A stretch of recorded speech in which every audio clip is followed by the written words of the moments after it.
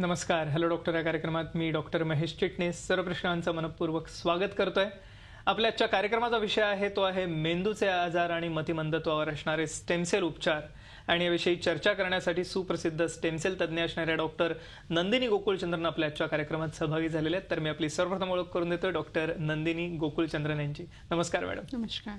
Doctor Nandini गोकुळचंद्रन हे आता महाराष्ट्राला सुपरिचित असं व्यक्तिमत्व आहे. खास करून विविध प्रकारच्या जनजागृतीपर कार्यक्रमामध्ये त्या नेहमी सहभागी होत असतात आणि स्टेमसेल विषयामधल्या तज्ज्ञ असून खास करून न्यूरोलॉजिकल डिसऑर्डर्स म्हणजे मेंदूच्या विकारांवरती होणारे स्टेमसेलने जे काही परिणाम आहेत ह्याविषयीचं विशेष संशोधन डॉक्टर नंदिनी गोकुळचंद्रन गेल्या 5 वर्षांहून अधिक काळ अव्याहतपणे करत आहेत. गेल्याच वर्षी ऑटिझम आणि स्टेमसेल थेरपीवरील त्यांचं पुस्तक आंतरराष्ट्रीय स्तरावरती मान्यता प्राप्त पावलं होतं. ह्याच्या व्यतिरिक्तही विविध प्रकारचे मेंदूचे आजार ज्याच्यामध्ये पॅरालिसिस स्ट्रोक सारखा आजार आहे, मेंदूच्या दुखापती म्हणजेच हेड इंजुरी, मज्जारज्जूला मार लागल्यामुळे येणारे डिसऑर्डर्स आहेत, ह्याच्यावरती असणारा स्टेमसेल थेरपी आणि ह्याच अनुषंगाने गेल्या काही वर्षांमध्ये आपल्याला वाढलेलं जे ऑटिझमचं प्रमाण दिसतंय किंवा सेरेब्रल पाल्सी सारखा आजार आहे ज्याच्यामुळे लहान मुलांना अपंगता येऊ शकते, मस्क्युलर डिस्ट्रॉफी ज्याला स्नायू दुर्बलता म्हटलं जातं, अशा विविध प्रकारच्या आजारांवरती आजपर्यंत कोणतेही ठोस उपचार खास करून आधुनिक शास्त्रात उपलब्ध नव्हते. पण स्टेमसेल थेरपीच्या रूपाने एक आता आशेचा किरण निर्माण झाले या सर्वच प्रकारच्या आजारांसाठी. सगळ्यात महत्त्वाचं म्हणजे डॉक्टर नंदिनी गोकुळचंद्रन यांच्या मार्गदर्शनाखाली आता Neurogen brain and spine institute जी सीवूड स्टेशन समोर आहे नवी मुंबई या ठिकाणी हे सर्व उपचार आता उपलब्ध झालेले आहेत ज्याच्यामध्ये स्टेमसेल उपचार आहेतच पण ह्या अनुषंगाने विविध प्रकारचे भौतिक उपचार म्हणजे न्यूरो रिहॅबिलिटेशन ज्याला संबोधलं जातं ज्याच्यामध्ये occupational therapy, speech therapy, physiotherapy, aquatic therapy एक नवीन प्रकारची थेरपी खास करून नियोजन संस्थेमध्ये दिली जाते. या व्यतिरिक्त मी मगाशी म्हटल्याप्रमाणे सेन्सरी इंटिग्रेशन असो किंवा विविध प्रकारच्या इतरही थेरपीजचा अंतर्भाव हा खास करून ह्या विविध रुग्णांना दिलासा देण्यासाठी करण्यात येतो. मला एक गोष्ट आवर्जून सांगावंसं वाटतं की मेंदूचे विकार म्हटले की अर्थातच मतिमंदतेसारखा विषय सुद्धा आपल्या डोळ्यासमोर होतो ज्याला एक सामाजिक दृष्टिकोन आहे. कारण ही मतिमंद मुलं बऱ्याचदा त्या पालकांवरती सुद्धा एक भार असतात किंवा त्या अनुषंगाने एकंदरीतच कुटुंबाला ह्या संपूर्ण त्रासातून जावं लागत असतं. आणि एक आशेचा किरण दिसते स्टेमसेल थेरपीच्या रूपाने ह्या रुग्णांसाठी सुद्धा मेंटल रिटार्डेशन ज्याला संबोधलं जातं. अर्थातच ह्या सर्व उपचारांविषयी आपण आता कार्यक्रमात पुढे मार्गदर्शन घेणार आहोत डॉक्टर नंदिनी गोकुळचंद्रन यांच्याकडनं. तर पुन्हा एकदा आपण स्वागत करूया डॉक्टर. स्वागत पुन्हा एकदा कार्यक्रमामध्ये. आज गेले अनेक वर्ष आपलं अव्याहतपणे संशोधन सुरू आहे आणि खास करून विविध रुग्णांवरती आज जे परिणाम दिसत आहेत ते खरोखर एक म्हणूया आशेचा किरण आहेत किंवा भूषणास्पद असं कामगिरी नियोजन संस्थेमध्ये आपण गेली 5 वर्ष करत आहात ज्याच्यामध्ये विविध प्रकारचे आजार आहेत म्हणायला हरकत नाही. पण आमच्या प्रेक्षकांसाठी सुरुवातीला आम्हाला थोडंसं स्टेमसेल विषयी विचारावं वाटेल की कारण विविध प्रकारचे प्रश्न मनात येतात, समज गैरसमज आहेत स्टेमसेल विषयी. आपण ज्या पद्धतीच्या स्टेमसेल वापरता ह्याच्यामध्ये त्या नक्की काय आहेत आणि कशा रीतीने ते केलं जातं? डॉक्टर महेश, स्टेम सेल्स वेगळे प्रकारचे असतात आणि न्यूरोजन ब्रेन अँड स्पाइन इन्स्टिट्यूट म्हणजे जे स्टेम सेल्स आम्ही वापरतो ते पेशंटच्या शरीरातले कमरेच्या हाडातून काढलेले बोन मॅरो मधून काढलेले स्टेम सेल्स आहेत आणि म्हणून हे अगदी सुरक्षित आहे. कारण पेशंटच्याच मेंदू किंवा मज्जारज्जूला जे डॅमेज आहे, जे इजा आहे त्याला आपण भरवण्यासाठी, पुनर्निर्माण करण्यासाठी त्यांचेच मूळ पेशी आपण वापरतो आणि म्हणून अगदी सेफ आहे. सोप्या रीतीने 2 सुई 2 इंजेक्शननी काढलं जातं आणि इंजेक्ट केलं जातं म्हणून काही मोठी शस्त्रक्रिया नव्हे आणि खूप सोप्या रीतीने 8 महिन्याचा बाळ असो, 1 वर्षाचा बाळ असो किंवा 80 वर्षाचा वयस्कर असो आपण स्टेमसेल थेरपी खूप सोप्या रीतीने विदाउट एनी मेजर प्रॉब्लेम्स करू शकतो. तुम्ही जसं म्हटलं की वेगळे जे प्रॉब्लेम्स आहेत जसं ऑटिझम आहे, ऑटिझमचं प्रमाण वाढत चाललंय आणि आता लवकरात लवकर 2-2.5 वर्षातही ऑटिझम आता आपण डायग्नोज करू शकतो. हा बाळ आमच्याकडे लवकर आला 3-3.5 वर्षात. त्यांच्या पेरेंट्सना काही अंडरस्टँडिंग नव्हती की ऑटिझम म्हणजे काय आणि त्याचं थेरपी कसं केलं जातं. तर आम्ही स्टेमसेल थेरपी सोबत वेगळे व्यायाम जसं सेन्सरी इंटिग्रेशन आहे, ऑक्युपेशनल थेरपी, स्पीच थेरपी हे सगळ्याबद्दल मार्गदर्शन केलं आणि 3 महिन्यामध्येच आपल्याला या मुलांमध्ये खूप चांगले इम्प्रूव्हमेंट दिसले जे 3.5 वर्षात नव्हते झाले. त्याला अजिबात स्थिरता नव्हती, तो तोंडाला हात लावू देत नव्हता, खूप हायपरसेन्सिटिव्हिटी, ओरोमोटर हायपरसेन्सिटिव्हिटी होती, एक जागी बसायचं स्थिरता नव्हती. तर स्टेमसेल थेरपी नंतर जेव्हा यांनी थेरपीज वेगळे केले तर तो एक जागी बसतोय, ऍक्टिव्हिटीज करतोय. म्हणजे जर स्थिरता वाढली आणि आय कॉन्टॅक्ट वाढलं आणि अटेन्शन स्पॅन वाढलं तर खूप काही आपण शिकवू शकतो आणि हळूहळू मेन स्ट्रीमिंग म्हणजे या मुलांना नॉर्मल शाळेत आपण पाठवण्याचा प्रयत्न करतो जेणेकरून बाकी मुलांसोबत ते इंटरॅक्ट करू शकू. पण त्याच्या आधी एक पार्श्वभूमी तयार करावी लागते आणि त्यामध्ये स्टेमसेल थेरपी खूप कामी पडतं. येस, मला वाटतं की आणि ह्याच अनुषंगाने मागच्या वर्षी आपलं पुस्तकही प्रसिद्ध झालं होतं ऑटिझम विषयी. त्याच्याविषयी आम्हाला थोडंसं सांगा, कारण डॉक्टरांना सुद्धा एक मार्गदर्शनपर असं हे पुस्तक होतं. कारण ऑटिझम विषयी फार अवेअरनेस नव्हता पूर्वी काळी. आता थोडीशी जनजागृती होते असं म्हणायला हरकत नाही. तर काय त्या पुस्तकामध्ये आहे आणि काय आम्हाला सांगू शकाल? हो, ऑटिझम बद्दल भरपूर गैरसमज आहेत आणि ऑटिझम आणि मतिमंदता सारखेच आखले जायचे आतापर्यंत.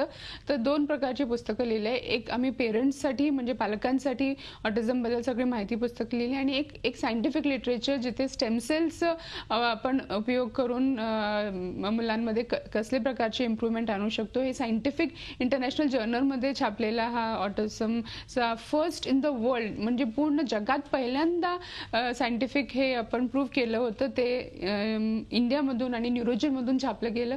त्याच्यात आपण काय साईड इफेक्ट्स असू शकतात, काय पॉझिटिव्ह असू शकतात. 91 to 93% मुलांमध्ये आपण इम्प्रूव्हमेंट बघतो स्टेम सेल थेरपी नंतर, हे आम्ही दाखवलं आहे. येस, मला वाटतं ही एक फार महत्वाची गोष्ट होती आणि कोणत्याही भारतीय डॉक्टरला कौतुकास्पद अशी ही कामगिरी असं म्हणायला हरकत नाही.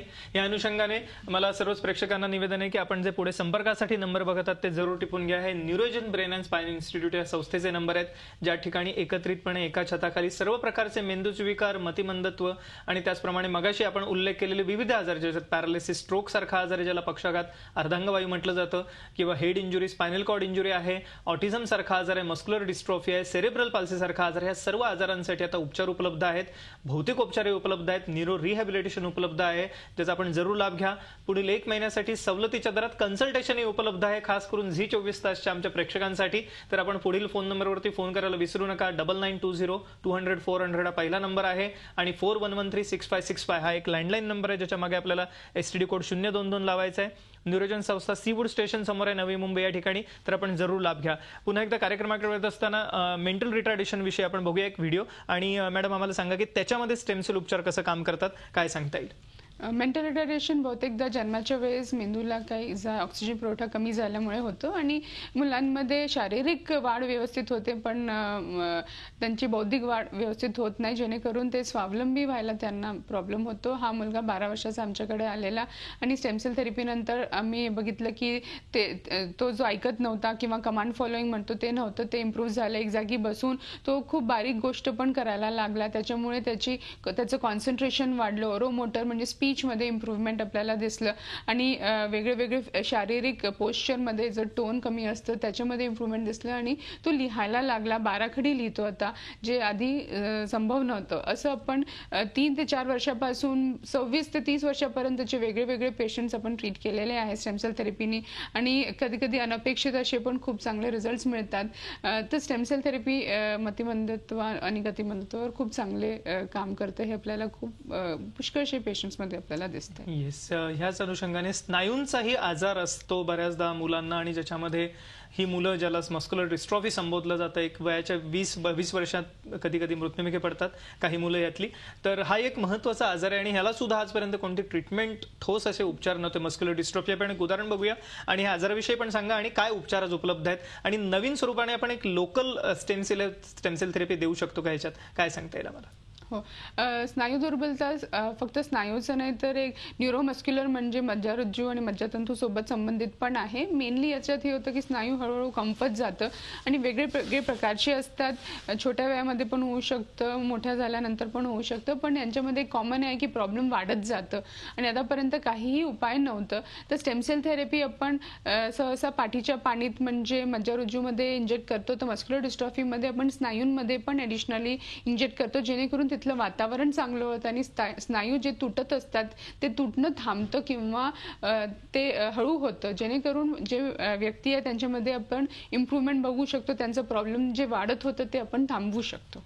ओके, एक सेरेब्रल पाल्सीचं पटकन उदाहरण बघूया आपण ब्रेकच्या आधी, कारण हे एक महत्त्वाचं आहे. याच्यामुळे लहान मुलांना अपंगता येते. काय सांगता येईल मॅडम? सेरेब्रल पॉल्सी जन्माच्या वेळेस रक्तपुरवठा कमी झाल्यामुळे डॅमेज खूप जास्त असताना शारीरिक विकलांगता आणि कधी मानसिक बौद्धिक प्रॉब्लेम पण होतो. हा मुलगा तुम्ही बघू शकता की आधी त्याला रोलिंग म्हणजे साधं वळणं पण कठीण होतं, नीलिंग कठीण होतं, बसणं कठीण होतं, हिप म्हणजे सगळ्या मुवमेंट्समध्ये याला प्रॉब्लेम होतं आणि स्टेमसेल थेरपी नंतर त्याच्यामध्ये इम्प्रूव्हमेंट आली, जेणेकरून तो हाताचा वापर पण तबला वाजवायला करू शकतो. खूप सारे त्याच्यामध्ये इम्प्रूव्हमेंट 6 महिन्यात आपण बघितले जे आधी नव्हते. तर या मुलांमध्ये पण जी प्रगती थांबली असते त्याला आपण एक दार उघडल्यासारखं करतो आणि बाहेर तो पडू शकतो. आता येस, ह्या अनुषंगाने इतरही आजारांवरती स्टेमसेल कसे उपचार काम करतात, स्टेमसेल उपचार कसे काम करतात आपण जाणून घेणार आहोत एका छोट्याशा विश्रांतीनंतर.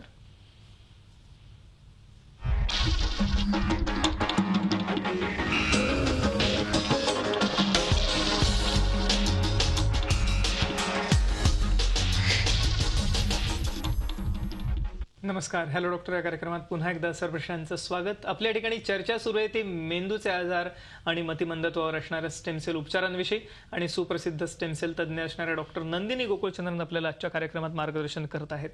कार्यक्रमाच्या पूर्वार्धात आपण जाणून घेतलं कशा रीतीने विविध प्रकारचे मेंदूचे आजार, ज्याच्यामध्ये पॅरालिसिस, स्ट्रोक किंवा पक्षाघात, ज्याला अर्धांगवायू सुद्धा म्हटलं जातं, ज्याच्यामुळे लुळेपणा येऊ शकतो, अशा स्वरूपाचा आजार आहे किंवा स्नायू दुर्बलतेसारखा आजार आहे, मस्क्युलर डिस्ट्रॉफी सारखा आजार आहे.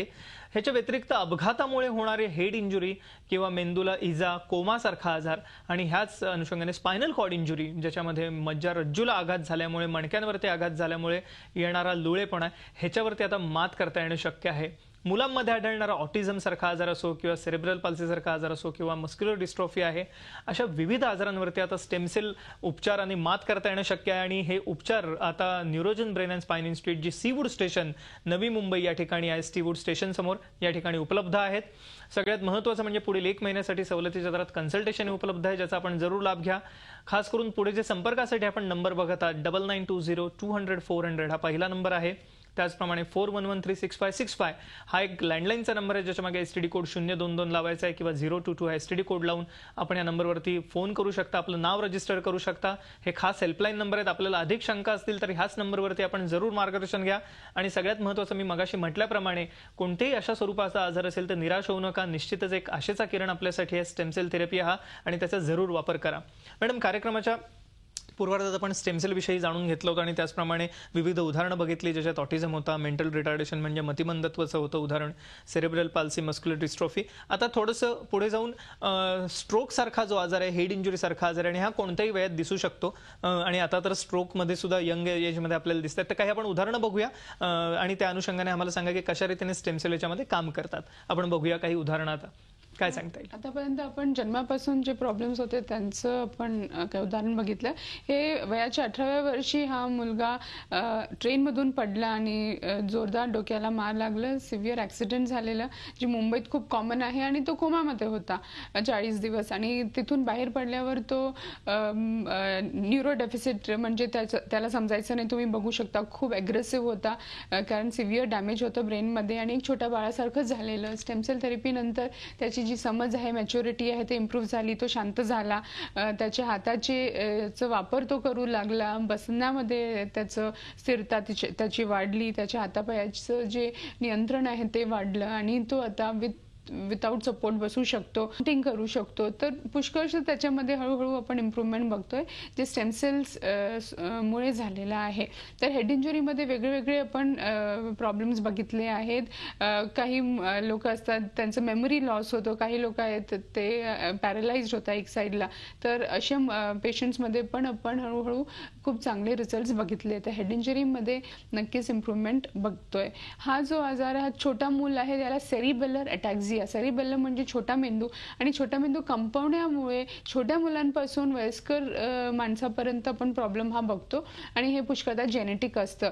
तर या मुलाचा प्रॉब्लेम वाढत होतं. तुम्ही बघू शकता की आता तो स्वतःचं काम स्वतः करतोय, चालण्यामध्ये ते उलटं चालून दाखवतो, म्हणजे जे कठीण आहे ते इम्प्रूव्हमेंट इथे बघू शकता तुम्ही की जे स्थिरता नव्हती, जो दारुडासारखं चालायचं ते कमी प्रमाणात झालंय, त्याच्या शरीरामध्ये स्टेबिलिटी आली आहे, त्याच्या रायटिंगमध्ये इम्प्रूव्हमेंट आलेला आहे, जे कठीण असतं. आणि स्पीच पण अस्थिर होतो, आणि स्पीचमध्ये पण त्याची इम्प्रूव्हमेंट आले. आधी बसताना तो मागे पडायचा, तो आता तो स्थिरपणे बसून गोष्टी करू शकतो. तर प्रॉब्लेम वाढण्यामुळे कुठेतरी स्थिरता आली आहे आणि त्याला इम्प्रूव्हमेंट दिसली आहे. स्टेमसेल थेरपी सोबत व्यायाम करणं खूप गरजेचं आहे. जेव्हा आपण व्यायाम करतो तेव्हा स्टेमसेल्स मेंदूच्या त्या भागेला पोहोचतो जिथे आपल्याला पाहिजे आहे आणि त्या भागेला चांगलं काम करायला मदत करतं. म्हणून नेहमी आम्ही स्टेम सेल थेरपी सोबत प्रॉपर रिहॅब किंवा व्यायाम, physiotherapy, occupational therapy, speech therapy हे करायचा सल्ला देतोय. बघा हा मुलगा व्यवस्थित बोलतोय, कदाचित तुम्हाला ऐकू येत नसेल पण त्याच्या बोलण्यामध्ये भरपूर इम्प्रूव्हमेंट झालेला आहे. ही एक खूप यंग मुलगी आहे, MBBS करत आहे. तर तिला स्ट्रोक, खूप लहानपणी स्ट्रोक आलेलं, मेंदूमध्ये डॅमेज झाले, जेणेकरून एक बाजू तिची डॅमेज झाली. तिच्या हातामध्ये मेनली प्रॉब्लेम जे होतं ते रिकवर झालं नाही आणि म्हणून त्यांच्याकडे आले. तिच्या हातामध्ये जी रिकव्हरी आधी दिसली नाही ते स्टेम सेल थेरपीमध्ये 3 महिन्यामध्ये दिसणं सुरू झालं. हातामध्ये जे जॉईंट्स मूव्ह होत नव्हते, जे टाईटनेस होतं ते कमी झाल्यामुळे आता ते हँड स्ट्रेंथनिंग करू शकते आहे. चालण्यामध्ये तुम्ही बघू शकता भरपूर तिच्यामध्ये फरक आहे. जे एका समोर एक टँडम वॉकिंग म्हणतात त्याच्यामध्ये बॅलन्स इम्प्रूव्ह झालेला आहे. चालण्यामध्ये बराच इम्प्रूव्हमेंट आहे. तर ओव्हरऑल ही मुलगी आता अपेक्षा करू शकते की लवकरच तिचे दोन्ही हात ऑलमोस्ट सिमिलर होऊन जावेत. येस, आपण बघितले ही विविध प्रकारची उदाहरणं जी मेंदूच्या आजारांची आहेत, ज्याच्यावरती कोणतेही ठोस उपचार आजपर्यंत उपलब्ध नव्हते आधुनिक शास्त्रात, ज्यांना स्टेम सेल थेरपीने एक आशेचा किरण मिळालेला आहे. अर्थातच आपण अधिक बघणार आहोत रुग्ण की कशा रीतीने त्यांना स्टेम सेलमुळे फायदा झालेला आहे, पण एका छोट्याशा विश्रांतीनंतर.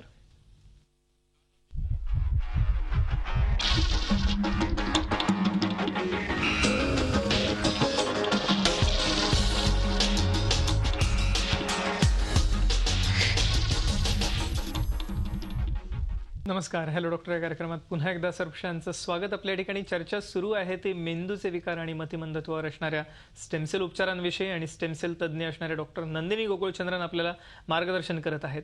कार्यक्रमाच्या पूर्वार्धात आपण जाणून घेतलं की कशा रीतीने आता सोप्या रीतीने आपल्याला स्टेम सेल उपचार घेता येणं शक्य आहे, ज्याच्यात कोणतेही साईड इफेक्ट्स नाही आहेत, कोणती मोठी शस्त्रक्रिया नाही आहे, फार काळ आपल्याला हॉस्पिटलमध्ये राहावं नाही लागत आहे. अतिशय सोप्या रीतीने ह्या स्टेम सेलचा वापर आपण करू शकतो. अतिशय सुरक्षित असे उपचार आहेत आणि सगळ्यात महत्त्वाचं म्हणजे ज्या आजारांवरती आजपर्यंत कोणतेही उपचार उपलब्ध नव्हते आधुनिक शास्त्रामध्ये, खास करून न्यूरोलॉजिकल डिसऑर्डर्स. आपल्याला माहितीच आहे की मेंदूच्या आजारांमध्ये बऱ्याचदा विकलांगता येते, ज्याच्यामध्ये पॅरालिसिस, स्ट्रोक सारखा आजार असो किंवा हेड इंजुरी म्हणजेच अपघातामुळे होणाऱ्या मेंदूच्या दुखापती किंवा मज्जारज्जूच्या दुखापती, ज्याला स्पायनल कॉर्ड इंजुरी म्हटलं जातं, किंवा लहान मुलांचे सुद्धा मेंदूचे विविध आजार, ज्याच्यात आपण बघतो मतिमंदतेपासून ते ऑटिझम सारख्या आजारांपर्यंत, किंवा स्नायूंचे आजार आहेत ज्याला मस्क्युलर डिस्ट्रॉफी म्हटलं जातं. लहानपणी मेंदूला रक्तपुरवठा, जन्मतः मेंदूला रक्तपुरवठा कमी झाल्यामुळे होणारा सेरेब्रल पाल्सी सारखा आजार आहे. आणि ह्या सर्व आजारांवरती आजपर्यंत आधुनिक शास्त्रात ठोस उपचार उपलब्ध नव्हते, पण स्टेम सेल थेरपीने आता एक आशेचा किरण निर्माण झालेला आहे आणि आपण विविध उदाहरणं सुद्धा बघितली कार्यक्रमाच्या पूर्वार्धात. अर्थातच हे उपचार आता निरोजन संस्थेमध्ये उपलब्ध आहेत, जी सीवूड स्टेशन समोर आहे, नवी मुंबई या ठिकाणी. आणि आपण हेल्पलाईन नंबर बघतात स्क्रीनवरती, आता ते जरूर टिपून घ्या. 9920200400 हा पहिला नंबर आहे आणि दुसरा नंबर आहे 41136565, ज्याच्या मागे STD कोड 022 किंवा 022 लावायचा आहे. ह्या व्यतिरिक्त ईमेल आणि वेबसाईटही आहे जे आपण टिपून घ्या, neurogenbsi.com. ह्याच्यावरती आपण संपर्क करू शकता. सगळ्यात महत्त्वाचं म्हणजे पुढील 1 महिन्यासाठी सवलतीच्या दरामध्ये कन्सल्टेशन म्हणजे सल्ला उपलब्ध आहे, खास आपल्या झी24 तासच्या प्रेक्षकांसाठी, ज्याचा आपण जरूर लाभ घ्या. आपल्याला कोणतेही प्रश्न असतील तर पुढील नंबरवरती प्रश्न जरूर विचारा. पुन्हा एकदा कार्यक्रमाकडे वळत असताना मॅडम, विविध प्रकारच्या रुग्णांविषयी आपण मगाशी जाणीव करून घेतली होती. अजून काही आपण रुग्ण बघूया. आम्हाला सांगा की कशा रीतीने त्यांच्यामध्ये स्टेम सेल थेरपीने परिवर्तन घडलेलं आहे. आपण काही व्हिडिओज बघूया आता, काय सांगता येईल?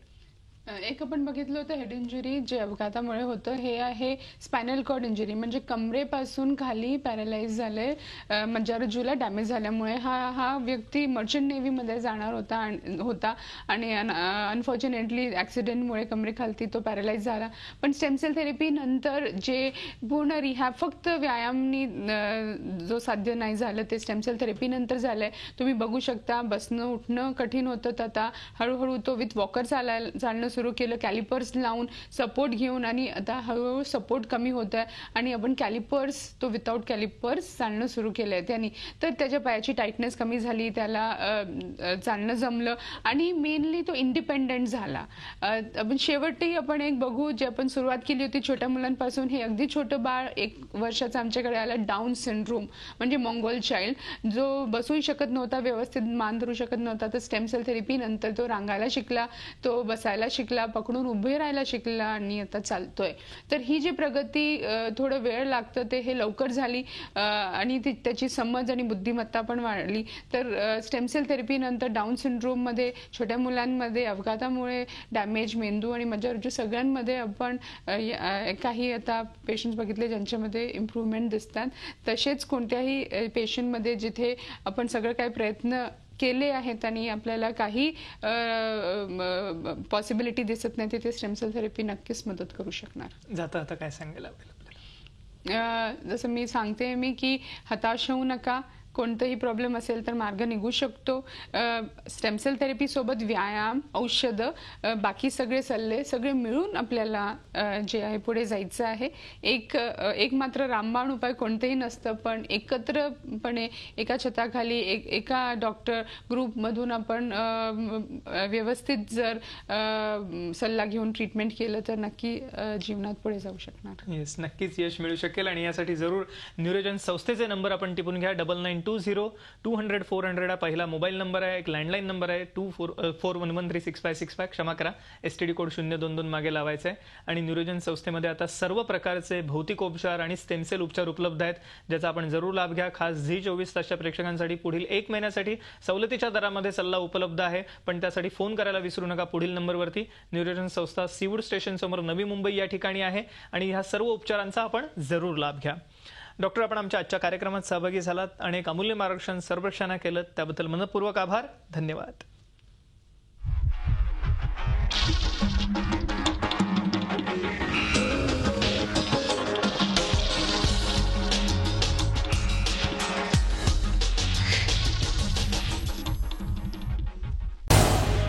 झी 24 तास रहा एक पाऊल पुढे.